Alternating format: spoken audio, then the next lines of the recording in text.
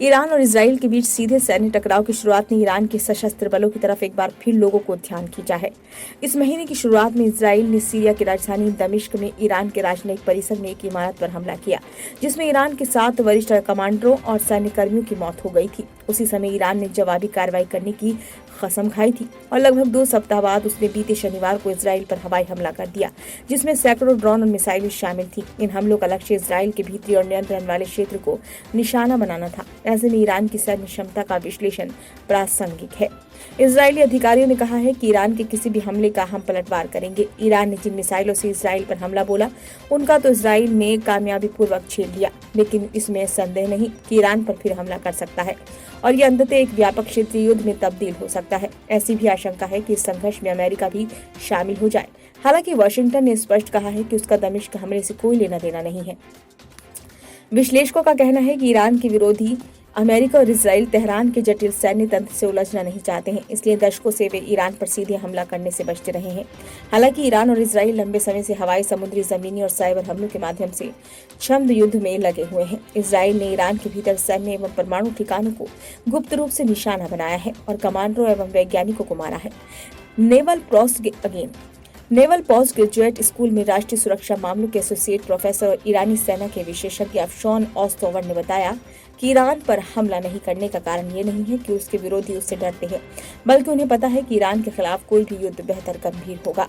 International institute for strategic studies द्वारा पिछले साल किए गए आंकलन के मुताबिक ईरानी सशस्त्र बल पश्चिम एशिया में सबसे बड़ा है, जिसमें 5,80,000 सक्रिय जवान हैं और पारंपरिक एवं इस्लामी रिवोल्यूशनरी गार्ड कॉर में विभाजित करीब 2 लाख प्रशिक्षित जवान सुरक्षित रखे गए हैं। सेना और गार्ड दोनों अलग हैं तथा जमीन, वायु एवं समुद्र में सक्रिय हैं।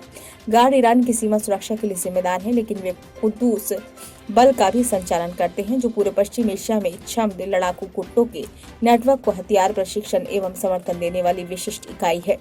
इन लड़ाकू गुटों में लेबनान के हिजबुल्लाह, यमन का हूती, सीरिया, इराक के विद्रोही हमास और गाजा के फलस्तीन इस्लामी जिहाद शामिल हैं। भले ही छद्म लड़ाकू गुटों को ईरान की सेना में नहीं गिना जाता, पर विश्लेषक कहते हैं कि उन्हें क्षेत्रीय सहयोगी बल माना जाता है, जो हमेशा लड़ाई के लिए तैयार, भारी हथियारों से लैस और वैचारिक रूप से ईरान के प्रति वफादार हैं, जो उसकी तरफ से लड़ने के लिए आ सकते हैं। खासकर हिजबुल्लाह को ईरान की सैन्य क्षमता का हिस्सा माना जाता है, जिसका ईरान के साथ करीबी रणनीतिक रिश्ता है। सटीक और लंबी दूरी की मिसाइलों, ड्रोन एवं हवा रक्षा के विकास पर जोर देते हुए दशकों से ईरान की रणनीति अवरोध पर आधारित रही है। इसमें स्पीड बोट और कुछ छोटी पनडुब्बियों का बड़ा तैयार किया जाता है और फारस की खाड़ी और हॉर्मुज जल डमरू मध्य से गुजरने वाले व्यापारिक पोतों और वैश्विक ऊर्जा आपूर्ति को बाधित करने में सक्षम है। ओस्तोवर कहते हैं कि ईरान के पास पश्चिम एशिया में बैलिस्टिक मिसाइल और ड्रोन का विशाल भंडार है। इसमें 2000 किलोमीटर से ज्यादा दूरी तक मार करने वाली बैलिस्टिक मिसाइलें के साथ ही क्रूज मिसाइलें एवं एंटीशिप मिसाइलें भी हैं। वो इसराइल सहित पश्चिम एशिया के किसी भी देश को निशाना बना सकता है।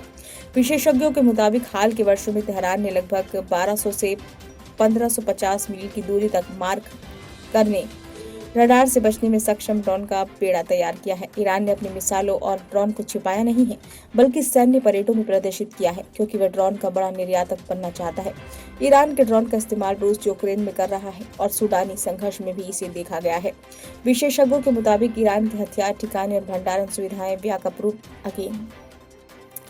ईरान के हथियार ठिकाने और भंडारण सुविधाएं व्यापक रूप से फैली हुई हैं और उन्हें हवाई हमलों से नष्ट करना मुश्किल है। अंतर्राष्ट्रीय प्रतिबंधों के चलते ईरान टैंकों, लड़ाकू जेट जैसे उच्च तकनीक वाले हथियारों और विदेशी सैन्य उपकरणों का आयात नहीं कर सकता। 1980 के दशक में इराक के साथ 8 साल चले युद्ध के दौरान कुछ ही देशों ने ईरान को हथियार बेचने की इच्छा जताई थी। युद्ध खत्म होने के साथ ही 1 साल बाद 1989 में जब अयातुल्लाह अली खामेनेई ईरान के सर्वोच्च नेता बने, उन्होंने घरेलू हथियारों का उद्योग खड़ा करने के लिए काफी संसाधन खर्च किया। वे ईरान को आश्वस्त करना चाहते थे कि उसे अपनी रक्षा जरूरतों के लिए विदेशी शक्तियों पर निर्भर नहीं रहना पड़ेगा। आज ईरान घरेलू स्तर पर बड़ी मात्रा में मिसाइलों और ड्रोनों का निर्माण करता है और उसने रक्षा उत्पादन को प्राथमिकता दी है।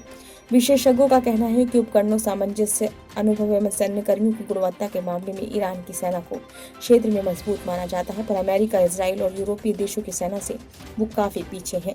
ईरान की सबसे बड़ी कमजोरी उसकी वायुसेना है। ईरान के ज्यादातर विमान पुराने हैं और उनमें से कई जरूरी कलपुर्जों के अभाव में निष्क्रिय हैं। विशेषज्ञ बताते हैं कि 1990 के दशक में उसने रूस से एक छोटा बेड़ा भी खरीदा था। ईरान के टैंक और बख्तरबंद वाहन पुराने हैं और देश में केवल कुछ बड़े नौसैनिक जहाज हैं। वरिष्ठ सैन्य अधिकारियों की हत्याओं से ईरान के क्षेत्रीय अभियानों पर असर पड़ना लाजमी है, क्योंकि उन्हें वर्षों का अनुभव था और सहयोगी लड़ाकू गुटों के प्रमुखों से उनके रिश्ते थे। लेकिन विशेषज्ञों के मुताबिक ईरान के सशस्त्र बलों को कमांड करने की श्रृंखला बरकरार है।